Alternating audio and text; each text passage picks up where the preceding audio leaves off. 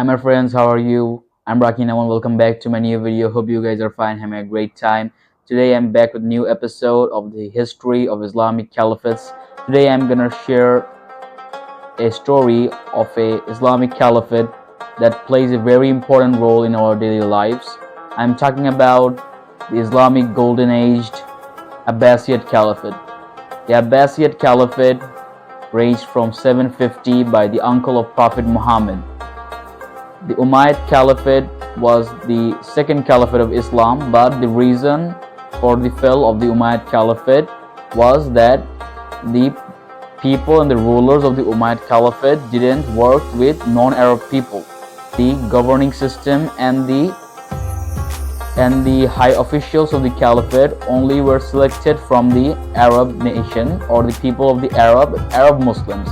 Even the Muslims all around the world, like an Indian Muslim, he wasn't that valued by the Umayyads because they only focused on the Arab nationality. They didn't work with people like Africans, European, Latin, or Indian. They just only worked with the Arab people, and they considered non-Arabs as a third class, and they had to pay a lot of taxes. Even people who converted to Islam, like the Jews and the Christians who converted to Islam, were also considered as second classes. So for that reason, that's the main reason why the Umayyad Caliphate fell. The Umayyad Caliphate focused on expanding their territory and not maintaining a significant part in art or culture. They played big roles in history, like conquest of Spain and having the biggest landmass Islamic Caliphate, because the Umayyad Caliphate has the biggest landmass of the Islamic nations yet. But after the fall of the Umayyad Caliphate at 750, the Abbasid raised to power. The new capital was moved to Syria's Damascus to Baghdad. Baghdad is a city in Iraq. Baghdad was the new capital of the Abbasid Caliphate. Baghdad was gaining knowledge from art, culture, philosophy, math. Baghdad Library was the biggest library at that time. It had books from all around the world by famous writers, philosophers, and scientists. The Baghdad was the house of wisdom. Abbasids were gaining knowledge from science, arts, and philosophy. There were famous scientists that came in history, like Ibn Sina. He was a famous philosopher and a scientist, you can say. Khwarizmi was the father of algebra that we use in our daily lives. Even we also got algorithm, the algorithm that you are using to watch this video, the algebra that we're using in our daily lives.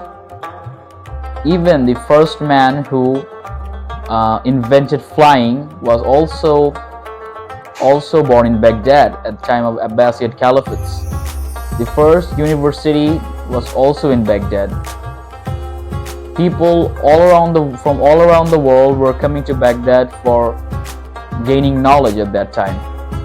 But when the Seljuk Turks, the Seljuk Empire rose, they took control of the Baghdad, and this Baghdad was still ruling. The Sultanate and the Abbasids were still ruling in the Iraq, but their rule was controlled by the Seljuks. But finally, at 1258, Mongol Emperor Hulagu Khan invaded Baghdad and destroyed this golden age, this golden era of Islam completely, by demolishing Baghdad into sand. But the highly officials, philosophers, and some famous people and the people from the Abbasid Caliphate went to Egypt, and they started the Mamluk Caliphate, and they ruled the Mamluk Caliphate for a long time till the Ottomans invaded it. So we can say this was the mainstream of the caliphates. like the stream of the power changes, like the stream that started at and 12 at 6:32 was ended in 12:58. It was a stream, just the names, the system, the rulers changed, but this was a full stream of the caliphates from the early beginning of the Islam. The caliphates came like the Mamluk Caliphate. The Mamluk was sultanate, but also a caliphate if it ruled in Mecca or Medina. And Ottoman Empire, it was also a caliphate, but this was the mainstream of the caliphate that was ended at 1258 by the Mongols. That's it for today. Thank you.